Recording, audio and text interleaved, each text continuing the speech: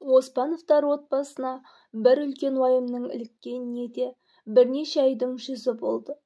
Жай уайым емес, бас қатырар, қабырға қайыстырар ауыр қайғы.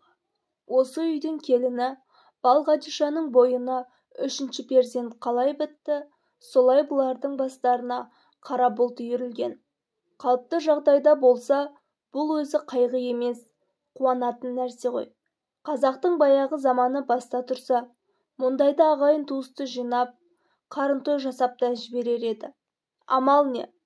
Бұл күнде болашақ сәбидің қуанышы айықпас қайғыға айналып отыр. Неге олай дерің бар ма? Соңғы жылдарда шыққан бұл елдің заңы солай. Аспан асты біздікі дейтін астамшыл мемлекет өздері де байқамай халқының санын миллиардтан асырып жіберіпті ғой. Ендігі тізгінді тежемесе болмайды. Туатын баланың санына шек қою керек. Мемлекет бойынша Қытай отбасына 1 бала, қазақ сияқты аз ұлттарға 2 бала. Одан асырсаң, басыңа пәле тілеп алғаның, қомақты айып төлейсің, қызметіңнен қуыласың. Күнкөрістен қағылып қана қоймай, саясатқа қарсы адам ретінде әр алуан тергеу тексеруден өткізіп, ит терісін басыңа қаптайды. Ұрпақ қамы үшін бұл отбасы оған да көнуге бар еді. Бірақ бұлардың соған қолы жетпей отыр ғой. Бұларды одан да қатал жаза күтіп тұр. 3-ші баланы қайткен күнде де жарық дүниеге әкелмеу керек екен. Бұл елде оның амал-айласы көп-ақ, түсік тастатады. Одан уақыт өтіп кетсе, анасының ішінен жарып алады. 2 қабат әйелдер ерекше тізімде. Жасыру мүмкін емес. Жас әйелдерді ай сайын келіп тексеріп тұрады. Болашақ сәбидің көзін құртқанша полиция мен акушер дәрігерлерде тыным жоқ. Не керек? Осы заң алғашқы шыққаннан бері медиктер жас нәрестелерді қынадай қырды ғой. Алдымен пышаққа түсетін, бұрын мұндайды көрмеген, сақтануды білмейтін қазақ әйелдері. Ата-анадан, күйеуінен рұқсат сұрау жоқ. Ауыл әйелдерін арбаға тиеп алып кетеді де 2-3 күннен соң білгенін істеп қайтарады. Ал бұған дейін көп құрсақ көтеріп, жатыры жұқарған әйелдер мұндайды көре алмай өліп кетеді екен. Оған жауапкер болатын ешкім жоқ. Аллай, анасынан жарып алған, не зорлап босандырған сәбилер іштен шырқырап жылап түседі дейді. Бірақ оларға да рахым жоқ. Шаранасы кеппеген күйі шұқырға тастай салады. Қытайда бір науқан басталса, оны қостайтын белсенділер де дайын тұрады. Ұранға үн қосып, өзін піштірген еркектер мен жатырын будырып тастаған әйелдер қаншама. Оралбай, піштірілген бір еркекті өз көзіммен көрдім. Әтекке айналған еркектің рухы сөніп, еңсесі мүлде түсіп кетеді. Осындайларды естіп, біліп, көріп жүрген Оралбай қарт келіні Балғадишаға ауыр аяқты дегенді ести салысымен, қалада тұратын ұлы мен келінді бастауышта оқитын 2 қызмен бірге ауылға көшіріп алған. Ауылы алыс еместі. Шәуешектен 10 шақырымдай жердегі жалғыз ағашта. Баласы Қабдырахым содан бері амал жоқ, қаладағы қызметінен аяқ асты, мотоциклін тырылдатып, ауылдан қатынап жүр. Оралбайдың ойы іске асса, келінін ауылда босандырып, немересін ешкімнің көзіне түсірмей сіңіріп әкетпек. Жеке қожалығы бар. Аумақты қоражайда өздері ғана тұрады. Кейін бала мәселесі сөз болса, Құдай жарылғап бәйбішемнің өзі туып алды дей салмақ. Апырай, бұл қазаққа төнген зауалдың алтын арты бола ма жоқ па? Ана бір жылдары халық коммунасы кезінде үй басты түтін шығартпай, ортақ қазанға телміртіп, бір қорлап еді. Мынасы одан да өтіп кетті. Әйтпесе ұрлық қылған адамша өз балаңды ел көзінен жасырып, ұрлап тудырды деген не сұмдық. Болашақ ұрпақ жарық дүниеге келмей жатып пышаққа түсетіндей, ол нәрестелердің жаздығы не? Бұл елде көп болса Қытай көп шығар. Шыңжаңдағы 1 миллион қазақ. Кімнің қазанына түсіпті? Кімнен тамақ сұрапты? Қайта сол ішкерідегі қалың Қытайды осы ел етпен, астықпен қамдап отырған жоқ па? Өз басы жетпеген соң, университет бітірген оқымыс толы Қабдырахымнан сұрайды ғой. Ол да ызадан жарыла жаздап жүрсе керек, жауабы тым қапалы әрі қысқа болды. Ой көке, Бұл елде миллиардтардан астам халық барын жаңа біліп жүрсің бе? Сондықтан бізде адамның бағасы тым арзан дейді.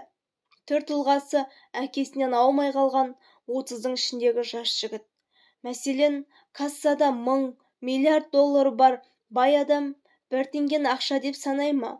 Бұл да сол сияқты. Қытайда адам көп, жер тапшы. Дүниеге артық ауыз әкелгісі келмейді. Ендеше өз Қытайын шектей берсін. Қазақта несі бар дейді ұлының жауабына көңілі толмаған Оралбай. Менің немерем Қытайдың ырысын шеме? Не істейсің? Заң жұрттың бәріне ортақ. Әсілі Оралбайдың тұрмыс күйі жаман еместі. Ана жылы осы маңайдағы қалың төртуыл Қазақстанға қопарыла көшкенде бұл Үрімжіде оқитын жалғыз ұлына қарайлап, өз қыстауынан қозғалмай қалып қойғанды. Елден айырылып, құлазып қалғаны болмаса, мұндағы тірлігі жаман болған жоқ. Алдартына қарамай, асығыс көшкен елдің жұртында көп мал, дүние мүлік қалмады ма? Сол иен қалған дүниеден бір зат дәулет жинап алған. Кейін реформа тұсында өз алдына жеке қожалық құрып, дөңгеленіп байып алды. Байлықты қойшы, тәйір дүние қолдың кірі. Ендігі арманы сол дүниеге ие болатын мұрагер немере сүю. Шүкір, қолдары құр емес.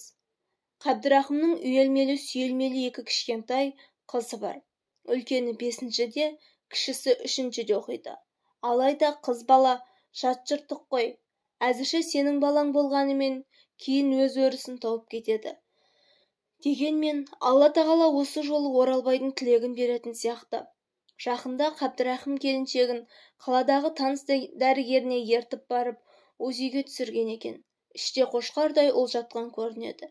Тәңірім-ай, кішкентай Шүмектайы әлден ақ көрініп тұр дейді. Соны естігендегі Оралбайдың қуанышын айтып, сұрама.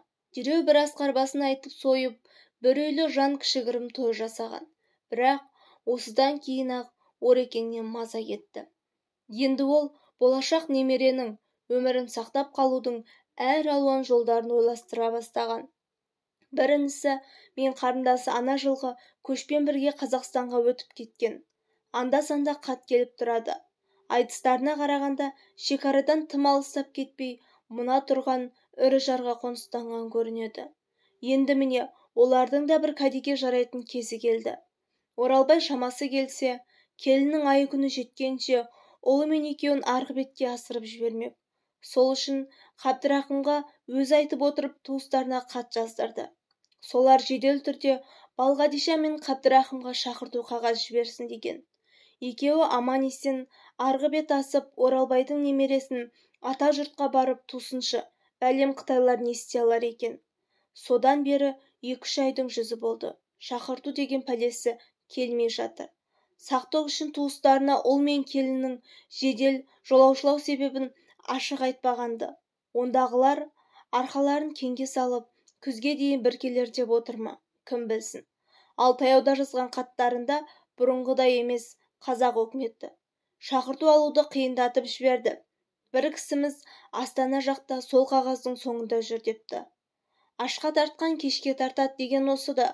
Оралбайдың ойынша сондағы қазақ өкіметі шеттегі қандастарына салғырт қарайтын сияқты ма қалай? Ана жылы баланы шектеу заңы шығып, Қытайлар іштегі нәрестені шетінен қырып жатқанда, Қазақстан өкіметі қазақ салтына әрі адамшылыққа қарсы бұл заңға наразылық білдіріп, өз қандастарына ара түседі екен деген бір дақпырт сөз шыққанды. Бірақ ол үміт ақталмады. Шыңжаңдағы 1 миллион қазақтың жас төлін Қытайлар көктей орып жатқанда бір ауыз сөз айтуға жарамады ғой. Қаупің неден болса, ажалың содан деген ғой. Сөйтіп жүргенде Оралбай от басына аяқ астынан қауіп төніп, ісі шатаққа айналды. Қанша жасырғанмен бұл күнде кімнің аузына қақпақ боласың? Оралбайдың да өзіне жетерлік бақ күндес қас көйлері бар болатын. Бар болсаң көре алмайтын, жоқ болсаң бөліп бере алмайтын сол баяғы қазақ. Қаланың бергі Қараөден жақ шетінде бір 60-тар танысы болушы еді. Таныс болғанда ит қасынысқандай сауда-саттық байланыс. Бір күні көкке шыққанды сылтауратып қасына елін ертіп, сол келе қалыпты. Оралбай сыр алдырмай етін асып, арағын құйып күтіп аттандырған. Олар ай күні жетіп отырған Балғадишаны көрді әрине. Үшінші баланың заңнан тыс екенін де іштеріне түйіп қойды. Не керек, солар аттанып кеткен соң, арада 2-3 күн өтпей, қала жақтан бір топ адам сау ете түсіпті ғой. Сөйтсе, әлгі алыпсатар тыңшы көрінеді. Қытайда ежелден бері келе жатқан баужа тәртібі бойынша әр 10 үйге бір тыңшы қойылатыны, бір тұтас жүйе бар тұғын. Сірә сол жүйе әлі де жұмыс істейтін болса керек. Келгендер 2 Қытай, 1 қазақ. 3-тің бірі әйел екен. Олар тақ бір ұрыны қылмыс үстінде ұстағандай қаһарына мініп келді. Қалалық туыт бақылау комитетінен келдік дейді. Ұрсу, зеку, қорлау өз алдына. Балғадишаны дереу қалаға барып, ішіндегі баласын жарып алмақ. Бейне баланың иесі солар сияқты. Қабдырахым қаладағы жұмысында болатын. Оралбай қазіргі саясатты да, мыналардан құтылу оңай болмасын да біліп тұр. Алайда, жорта білместікке салынып, ауылдың оқымаған қараңғы шалының кейпіне кіріп алды. Ау, сендер қандай қақыларың бар? Менің немеремде деген даусын көтере кіжініп. Менің келінім қанша бала туса да өз еркі емес пе? Мұның айтқан сөзін тілмәш қазақ қытайшаға аударып, сонан соң олардың сөзін бұған қазақша түсіндіргенше біраз уақыт өтті. Сол баяғы 1000 рет естіген жарапазан. Мемлекет саясаты, ұлттар теңдігі. Оралбай бәрін біліп тұрса да, өп-өтірік түсінбестікке салып тұр. Өзге жұртта не қылсаң да өзің біл. Менің немеремде шаруаларың болмасын. Мен балаларымды өзім бағып қағамын. Өкіметтен көк тиын сұрамаймын. Отбасын асырауға малым да жерім де жетеді деп сарып тұрып алды. Бұл аралықта дәрігер әйел Балғадишаны оңаша бөлмеге апарып тексеріп жатқан. Бір уақытта далаға шығып, іштегі нәресте 7 ай, босануына 2 ай уақыт бар деп топ бастығына баяндап. Бәрібір анасын қалаға кету керек, баланы жарып алғаннан басқа амал жоқ деді. Орсақтыс Қытай дәрігер қатулана сөйлеп. Бұл кезде енесі Айтбүбімен қолтықтасып Балғадиша да далаға шыққан. Бәденді жас әйелдер 2 қабат кезінде толысып, тіпті әдеміленіп кетеді ғой. Балғадишаның да сондай бір нұрлана, толқысып тұрған шағы еді. Тек қарақат көздеріне қорқыныш аралас үрей бар. Тәңірім-ай, 2 қабат әйелге ішіңдегі балаңды жарып алам деп таптап бергенді кім көрген? Мұндайда зорлық болады екен. Қабдырахымға телефон соқты. Ол да келіп қалар деді. Балғадиша атасының қасына келіп. Қорықпа, балам, мен тірі тұрғанда ешкімде сені бұл жерден әкете алмайды деді. Оралбай әлденеге тас бекініп, сонан соң дәрігерлерге бұрылған. Былай істейік, сендер осы баланың орнына маған айып салсаңдар қайтеді? Бір бала қанша тұрады өзі? 2 есе бағасын төлеп сатып алайын деген шын ниетімен. Оның сөзін аудармақ арқылы ұғынған Қытай дәрігер бірден бас тартты. Алдымен қазақ шалының қараңғылығына үшеуі қарқылдап күлісіп алды. Жоқ, болмайды деді топ бастығы, түсін суыта басын шайқап. Баланы сатады, біздікі бас кетеді, ондайда заң жоқ. Осы мезетте қала жақтан мотоциклін дырылдатып Қабдырахым да жетіп еді. Оған да оңай дейсің бе? Өң түсі қашып, құр сүлдері тұр. Сен мыналармен өз тілінде сөйлесші деді Оралбай, баласына жігер бере сөйлеп. Келінді қалаға апарып, 7 айлық баланы жарып алмақ. Өздері мынаған көне ме екен? Балғадиша осында аман есен босансын. Сонан соң баланы қайда кетсе де өздері білсін. Қабдырахым дәрігерлермен Қытайша дылдырласып, недәуір ұзақ сөйлесті. Әйелінің баланы жарып алудан қорқатын, соған байланысты әкесінің өтінішін айтыпты. Жатса керек. Осылайша 2 жақ біраз ырғасқан соң, ақыры дәрігерлер әйелді үйде босандыруға мақұл болды. Аттанарда топ бастығы Оралбайға бұрылып, ақсақал, сіздің сұрауыңыз бойынша келініңізді үйде босандыруға келістік. Бірақ оған дейін сіздер жақтан мал-матан болмасын. Туатын күні жақындағанда біз қаладан дәрігер жібереміз деді. Қысық көзі қитарлана түсін суытып. Сонымен қаладан келген жаналғыштар аттанып кеткен. Алқымнан алып қысқаштай қысқан рахымсыз қолдан босанғандай үй иелері аз да болса тыныстап қалды. Шалау, Не білген ойың бар көзге көрінген соң? Ол күштік, көзін қиып өкіметке қалай бере салмақсың? Деді манадан бері сөзге араласпай үнсіз тұрған Оралбайдың бәйбішесі Айтбөпе. Шырқ етпе бәйбіше, бала олардың қолына тимейді. Ол туралы менің бір ойым бар, деді Оралбай, сол түнерген қалпы артық сөзге бармай. Бұл, анығын айтқанда, балта көтерілгенше дөңбек жол табады дегенің кер еді. Алдан күткен рақымсыз апатты бір күнде болса созу. Рас, Оралбайдың көңілінде түрлі жоспар бар. Оның қайсысы жүзеге асарын бір Құдайдың өзі білсін. Бас айналып, миы шатса берген соң, бір мезет ауыр ойдан сейілгісі келіп, атын ерттеп мінді де егін арасындағы суыртпақ жолдармен жоғары тау бөктеріне қарай жүріп кетті. Ойпыр-ай, мұндай да зорлық болады екен, деді. Ой қиялы бәрібір ұрпақ мәселесінен алыстамай. Бұл үкімет малды алды, жерді алды. Енді сенің үй ішіңе билік жүргізбек пе? Сенің қанша балаң болуы керектігін солар шеше ме? Әйелдің ышқырымен алысқан бұл не деген бәтуасыз адамдар?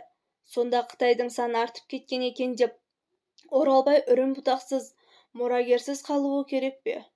Жоқ, оның жөні жоқ. Бұл осы жолда өлсе өлер, бірақ немересін қолдан шығармас. Әйгілі Құсбегі осы өңірге аты мәлім саяткер марқұм әкесі Оспан айтып отырушы еді. Адам түгіл, құс екеш құста өз ұрпағын сақтағысы келеді деп. Ол бір жолы мынадай кереметті көріпті. Мына өрдегі Абдыра аңғырында берік қара дейтін жалама жартасты биік шың бар. Қанатты құстан басқа ешкім шыға алмайтын сол жартасқа бүркіттер ұя салады. Бірақ саятшылар қай жартаста қандай ұя бар екенін, оған қай қыранның жұмыртқалағанын бәрібір біліп жүреді. Әсілі барқытбел қырандарды ақпан, наурызда жұмыртқалап, ұя басар оны 40 күнде шайқап, сәуірде жұмыртқасын жарып, мамырдың аяқ шенінде балапанын ұшырады. Міне соның бәрі Құсбегілердің есебінде. Әкесі Оспан жыл сайын белгілі бір ұядан балапан алып жүреді екен. Өзінде бір-екі бүркіт бар. Артығын бай мырзаларға тарту етіп пайда табады. Жыл сайын ұядағы ұрпағын құтайтпайтын Оспанды ұябасар мен шәулі қыран да танып алса керек. Бір жолы беліне арқан байлап ұяға түскен Оспанға қос қыран алма-кезек шабуыл жасап, қанаттарымен қағып, тұмсықтарымен шоқып, балапанын алдырмай қояды. Ал келесі жылы не істеген дейсіз ғой?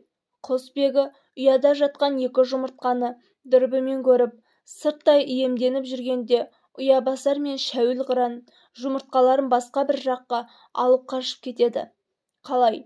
Бұлай болуы мүмкін бе дейсіз ғой? Мүмкін екен. Әлде қайдан тауып әкелген, не өздері алып жеген аңның терісіне әрқайсысы бір жұмыртқадан орап алады да шеңгелдеріне қысып, тау айналып басқа бір жаққа ұшып кеткен. Біреу айтса сенбес еді. Бұл оқиғаны тауда бүркіт салып жүрген Оспан өз көзімен көріпті. Әкесінің осы әңгімесі есіне түскенде Оралбай бейне бір жаралы аңшы, ышқынған дауыс шығарып қинала күрсінді. Апыр-ай, тілсіз үнсіз құс құрлы болмағаным ба? Отымды өшірмейтін жалғыз немеремді сақтай алмасам, бүйтіп жер басып жүргенімнен не қайыр деген қасіретті сөз аузынан қалай шығып кеткенінде аңғармай қалды. Бір уақыт алдағы Барқытбел биіктеріне көз жіберген, қазір шіліңгір шілде. Қай жағыңа қарасаң да таудың бұл бөктері ұзатылатын қыздай малынып тұр. Мынау күркіреген даусы Қозыкөш жерден естілетін Қараүңгір өзені. Одан шығыс жаққа бет алсаң, 2-3 белдің астында Абдыра аңғары.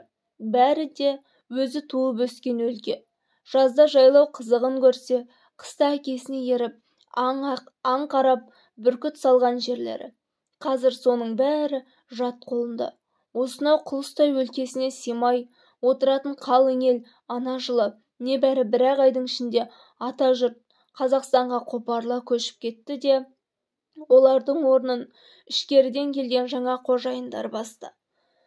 Ол келесі сәтте назарын батыс жаққа аударған. Бұл да өзіне етене таныс жерлер. Сонау көрінген ақ шоққы биігі. Соның қойнауынан Қаракітат өзені ағып өтеді. Мемлекеттік шекара сол өзеннің дәл іргесінде. Ақ шоқы бөктеріндегі сонау бір ағараңдап көрінген Жаманты заставасы. Осы арада тура жүрген кісіге 10 шақырымнан аспайды. Оны жақсы білетін 1962 жылы осындағы ел жапа-тармағай Қазақстанға көшкенде Оралбай туыстарын арбамен ұзатып салған. Сол жолы Жамантыға дейін барып қайтқан есінде. Сол кезде қалың көш жалғыз Жаманты емес, 150 шақырым шекара бойындағы Бақты, Ергейті, Емлі, Шағантоғай қатарлы 5 заставаның тұсынан өтті ғой. Әр заставаның тұсынан 2 шақырымдай шекара сымын жинап тастаған. Оралбай інісі мен қарындасы Ақшоқының бөктеріне дейін шығарып салып, Қазақстан жерінде жарым күнде жүрмеді ме? Айтып сойылған малдың етінен ауыз түйіп ата жұрттан дәм татып қайтқан. Сондағы басының әңкі-тәңкі боп қатқан-ай, елмен бірге кету керек пе? Әлде осында қалып оқудағы жалғыз ұлды күткені жөн бе? Жалғыз ұрпағын осында қалдырып, бәйбішесі екеуі қу бастары онда барғанда не марқ адам табады? Бұлар онда, Қабдырахым мұнда. Екі жақта сағыныш күйігін тартпай ма? Ақыры онда да ұрпақ тағдыры жеңіп шыққан. Құданың әмірі осы ұрпақ мәселесі араға жылдар салып, Оралбайды әлсін-әлсін сынайтыны несі екен? Оралбай сол күні бас жарып, мойын соза бастаған бидай егісін аралаған болып, Жаманты заставасына таяу барып қайтты. Ана жылы шекараның бергі бетінде күзет жоқ сияқты еді. Ол кезде шекараны тек совет солдаты күзететін. Енді бажайлап қараса, ол Жамантыға тұспа-тұс. Қытайлар да Қызылқыштан мұнара орнатып тастапты. Бұл ана жылғы көштен кейін іргесін бекітіп, шекара күзетін күшейткені. Бірақ бәрібір осы шекарадан өтуден басқа амал жоқ деді Оралбай, екі көзін заставаның ақ үйлерінен айырмай. Ұл мен келінді көп ұзатпай, осы айдың ішінде шекарадан асырып жіберу керек. Аман-есен арғы бетке өтсе, кері қайтара қоймас. Бір бастарына жан сауға сұрап, құрсағындағы перзентін ажалдан алып, қашқан анаға ара түспесе, қазақ мемлекетінің құрыған емес пе? Қазір бұл елде Қазақстан туралы алып қашты әңгімелер көп айтылады. Ондағы қазақтар бай кедей болып екіге жіктеліпті. Байға жол ашық, кедейдің көрген күні қараң деседі. Орысша білмеген кісіге жұмыс бермейді екен дейді. Көшіп барған қандастарына пәлен жылға дейін куәлік бермей тұрмыстан қатты қысады екен дейді. Ал қазір Оралбайдың оның бәрін ойлап жатуға мұршасы жоқ еді. Есіл-дерті ұл мен келінді арғы бет асырып, әне-міне дүниеге келер ұрпағын сақтап қалу ғана болатын. Ол енді ат басын ауыл жаққа бұрды да күні бойы ойланып, табан тіреген тоқтамын кешке жақын төрт көздері түгел отырғанда жария қылды. Енді шақырту қағаздан үміт аз. Тіпті ол қағаз келген күнде де мұндағы өкіметтен рұқсат алып үлгермейміз. Сондықтан Қабдырахым мен Балғадишаны таяу күндерде ата жұртқа асырып жібергеннен басқа амал жоқ. Әкелері осыны айтқанда ұл мен келіннің көздері алақандай болып, дауыстары қатар шықты. Қалай, қайтып? Кәдімгідей. Екеулерің шекараға түн жамылып барасыңдар да, Жаманты заставасынан әрі қарай өте шығасыңдар. Бергі күзеттен аман өтсеңдер болғаны, ар жақтағы қазақ шекараларына өздерің барып берілесіңдер. Ал Қытай жағы Қабдырахым сөзінің аяғын жұтып қойды. Мен бүгін шекараға дейін барып қайттым деді Оралбай. Жамантыға қарама-қарсы Қытайлар да мұнара орнатып қойыпты. Мен білетін Қытай болса, олар түн қараңғысында далаға шықпаушы еді. Олардың көзіне түспей айналып өтуге әбден болады. Бұл сөзге жастар жағы иланғандай. Тек көңіл боз, уайымшыл айтбөбі ғана бірер ауыз сөз қосты. Шалау, не айтып отырсың? Шекарадан заңсыз өту соншалық оңай болып па? Әлі тумаған шаранаға бола, қолдағы барымыздан айырылып қап жүрмейік, деп кеңсеңдеп жылай бастаған. Қой әрі, жаман ырымды бастап не көрінді саған деп Оралбай кемпірін тыйып тастады. Шаранаң не айтып отырған біле білсең, біздің болашағымыз сол шаранаға тіреліп тұр. ол оспанның отын өшірмейтін жалғыз жарық шырағымыз. Ұрпағымызды тумай жатып, Қытайдың жалаңдаған пышағына қалай бере салмақсың? Ой Алла-ай, өз отбасыңның қызығын өзіне көрсетпейтін қандай заманға тап болғанбыз деп, шарасыз қалған Айтбүбі өксіп барып тоқтады. Сол күннен тартып қызу дайындық басталған. Дайындық дегенде жолға алатын бірер қабат киімнен басқа не бар? Қабдырахым әзірше ешкімге сыр білдірмей мотоциклін тырылдатып қаладағы қызметіне барып жүр. Оралбай оны бір рет күндіз, екінші ретінде кешке жақын шекараға дейін апарып жол көрсетіп қайтты. Екі ел күзетінің қалай орналасқанын ұғындырған. Кеш түсе апарған себебі түнде Жаманты заставасының шамдары жарқырап көрініп тұрады екен. Соған көз үйренсін, адаспай тура барсын дегені. Қабдырахым біраз Қытай ақшасын долларға айырбастап алған. Үржардағы туыстардың адрес хаттары қалтада. Бұл аралықта жалғыз Оралбай емес, Қабдырахым мен Балқадишаның да адамдық, азаматтық намысы билеп алған еді.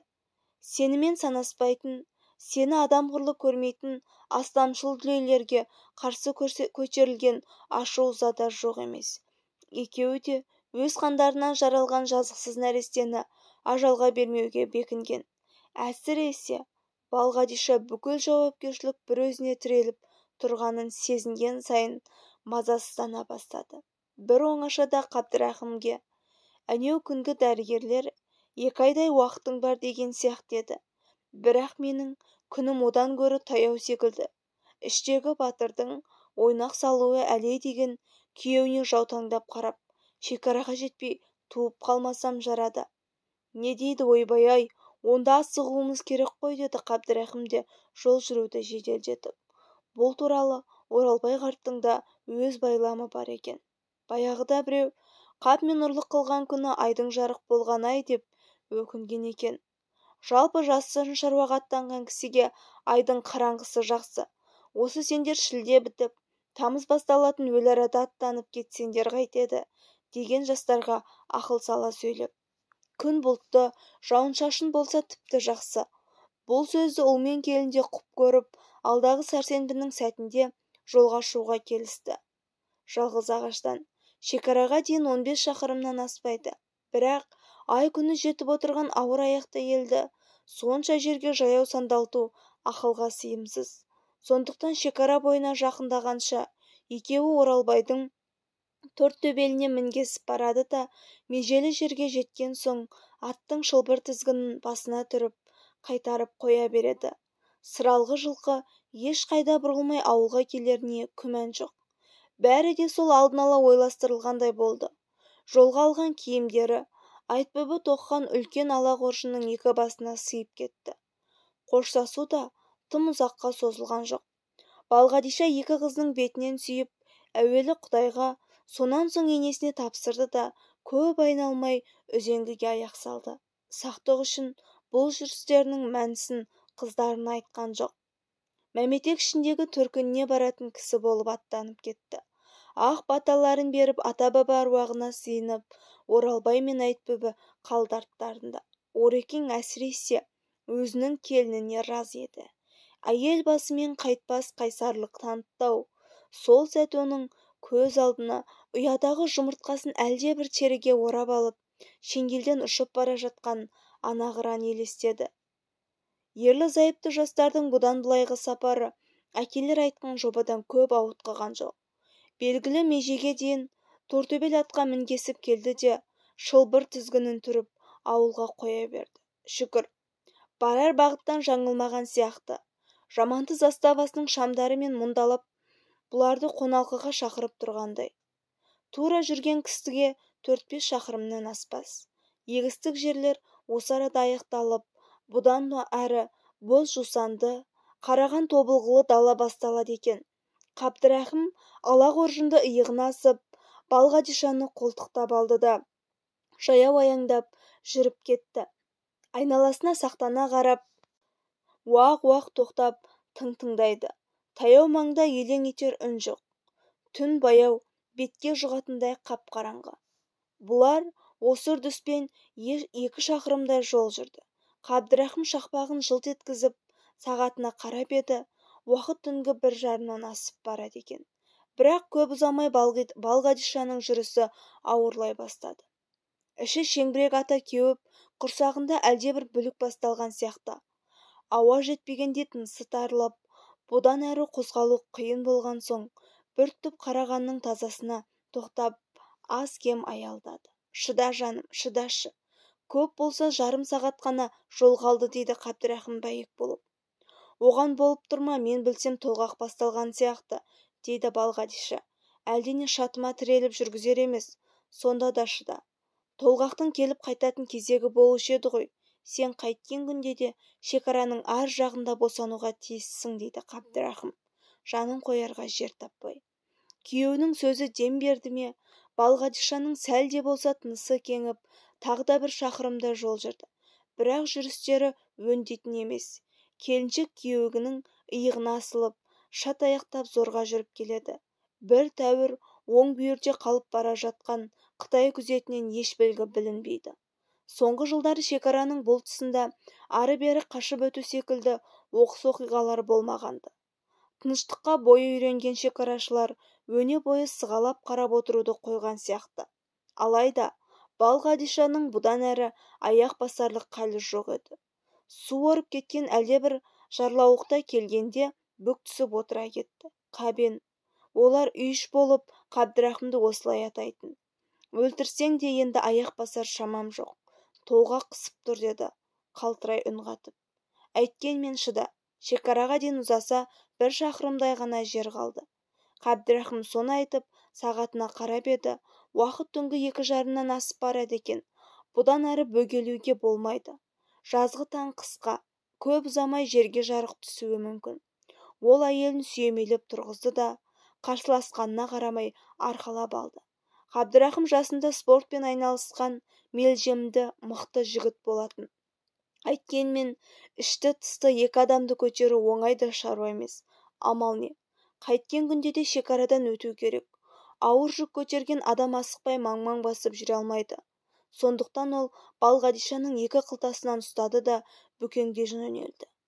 Айтты-айтпады шекараға мүлде аз қалса керек, кенет алдарынан әкесі айтқан Қаракітат өзені шыға келді. Қабдырахым оған бөгелген жоқ. Тас-тастың арасымен сылдырап аққан өзенді етігімен кешіп өте шықты. Өзеннен өткен соң әйелін жерге түсіріп, аз кем тыныс алды. Толғақ жатпай тұрса керек, Балғадиша ышқына аңқылдап, аузымен ауа қармай берді. Застава шамдары қол созым жерде тұр. Бірақ өзеннің арғы жағы едәуір өр екен. Не де болса шекараға жетіп, жығылмаса болмайды. Сол оймен келіншегін арқалап алды да өрге қарай тырмыса жөнелді. Өне бойдан тер сорғалап құйылып жатыр. Спортта 2-ші тыныс дейтін болады. Соңғы күш, соңғы серпін. Көмбеге таяғанда Қабдырахым да сол 2-ші тыныс ашылуда. Тыңнан әлдебір күш қосылғандай алға қарай жан ұшыра жүгірді. Аяқ астынан көңілі көтеріліп, арқасындағы келіншегіне тар төсекте қабырған қайысып, мені талай көтеріп едің, бүгін соның есесін бір қайтардың деп қалжыңдағысы келген. Бірақ оны айтып үлгерген жоқ. Кенет қарсы алдарынан қуатты фонар жарқ етіп, тоқта, кімсің деген әмірлі дауыс естілді. Қараса, автомат асынған 2 солдат тұр алдарында. Жетегіндегі қасқыр дейді, арс-арс етіп алға ұмтылды. Шекарашылар бірін-бірі арқалаған 2 адамды бірталайдан бері көріп отырса керек, оншалық абыржымай бейқам тұр. Тәңірім-ау, екеуі де мұрттары жаңа тебендеп келе жатқан қазақ балалары. Соны көргенде Қабдырахымның арқасы кеңіп, жүйке жүйесі мүлде босап кетті. Көзінен жас паралап қоя берген. Жігіттер, біз қазақ жеріне өттік пе деген келіншегін арқалаған күйеу. Өттіңіз. Өтсе жеңгелерің толғатып келеді. Көмектесіңдер, деді Балғадишаны жерге түсіріп. Шекарашылар аяғын әрең басып тұрған әйелдің ауыр халын көргенде артық сөзге бармай, Балғадишаны сүйемелдеп ішке кіргізіп әкетті. Застава ауласында балапан теректер отырғызған шағын бақ бар екен. Толғақтан әйелдің соның саясындағы әлдебір орындыққа жайғастырды. Біреуі осында қалып, екіншісі іс жаққа жүгіріп кетті. Сірә төтенше жағдай бастығына мәлімдемек секілді. Қабен, осындамысың, мені мына орындықтан түсіріп, көк майсаға жатқызшы, деді Балғадиша бір мезетте ықылық ата ышқынып. Содан шекарашы жауынгер екеуі екі жақтап Балғадишаны бір келгі қырқылаған көк шөптің үстіне жатқызған. Сыңайы жол бойы толғағы піскен іштегі жан иесі осы сәтте бар күшімен жарық дүниеге ұмтылған секілді. Соның арасынша іс жақтан застава бастығы аға лейтенант пен ақ қалатты әлдебір әйелде келіп қалған. Бірақ олар толғақтан әйелді қарап үлгерген жоқ. Дәл осы мезетте шыр еткен нәрестенің даусы естілді. Мен келдім жарық дүниеге, аш есігіңді, деп жар салып жатқан секілді. Ажалдан қашып құтылған күнәсіз періште. Бұл кезде туған әйелмен ақ қалатты дәрігер айналысып жатқанды. Ұл бала, деді ол бір уақытта қызылшақа нәрестені жоғары көтеріп. Шекарада туды ғой, қай елдің азаматы дейміз мұны?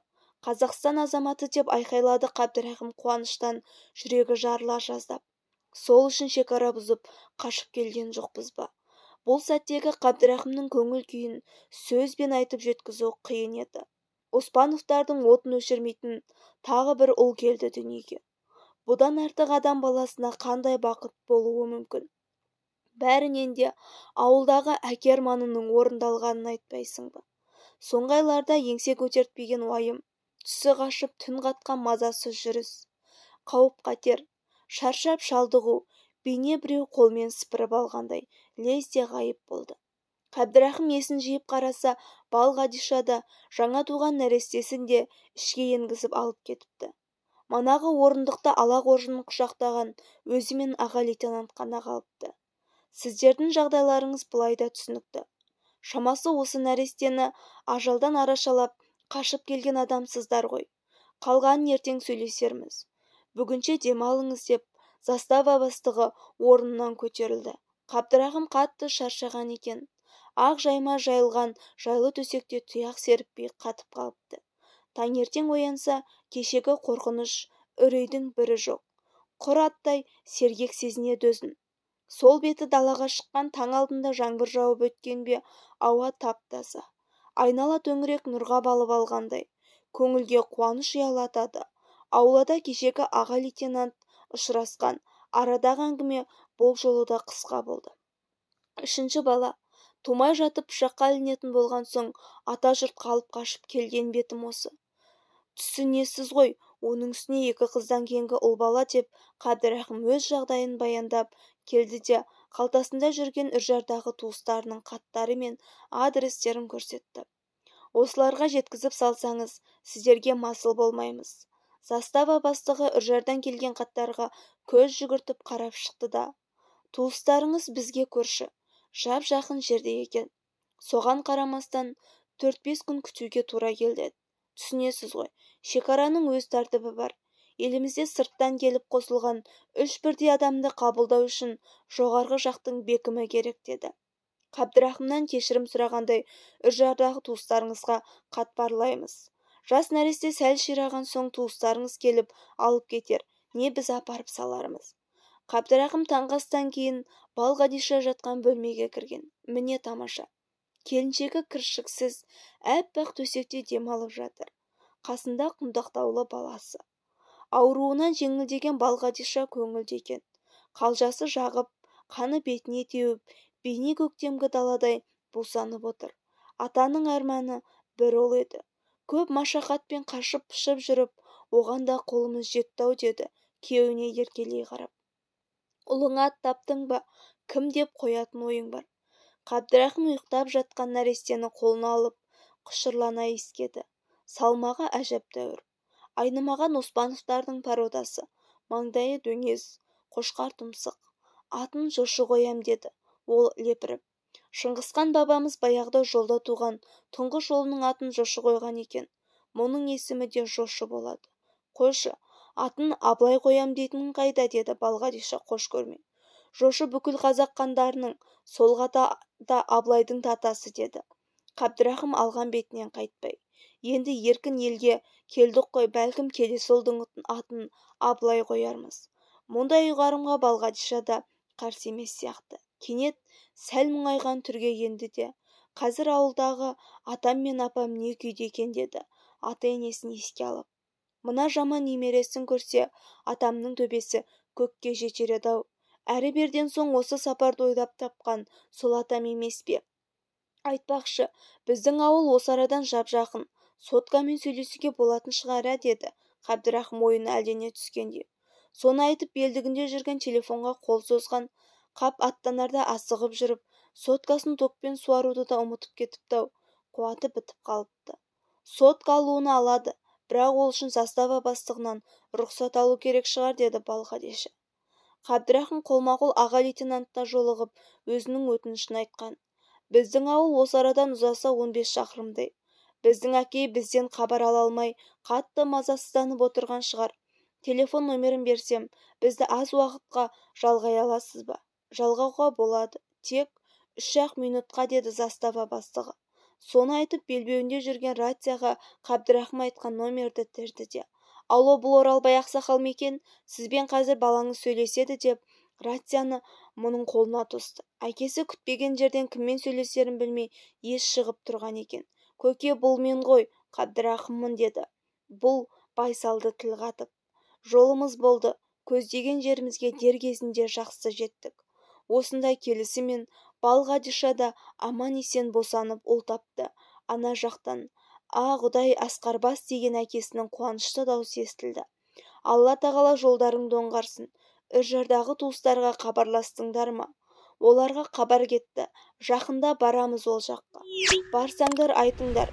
Олар енді Айтбөб екеумізге шақырту жіберсін. Алаңдап көке, біз әлі қайтадан қауышамыз. Осы араға келгенде рацияның уақыты бітіп, әңгіме үзіліп кетті. Уақа емес, үзілген әңгіме қайтадан жалғасар.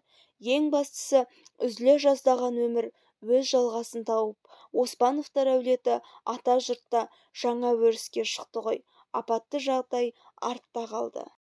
Ден қойып тыңдағандарыңызға үлкен рахмет. Алдағы уақытта сіздермен керемет өмірден алынған ғажайып әңгімелермен бөлісетін боламын. Менің арнама тіркеліп, қоңырауша белгісін баса кетуді ұмытпаңыздар. Сау болыңыздар.